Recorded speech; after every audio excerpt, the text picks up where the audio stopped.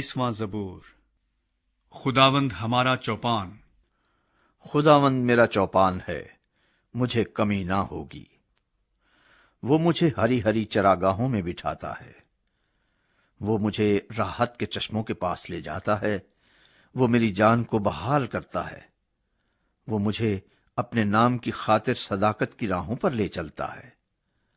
بلکہ خواہ موت کے سائے کی وادی میں سے میرا گزر ہو، میں کسی بلا سے نہیں ڈروں گا، کیونکہ تو میرے ساتھ ہے۔ تیرے عصا اور تیری لاٹھی سے مجھے تسلی ہے۔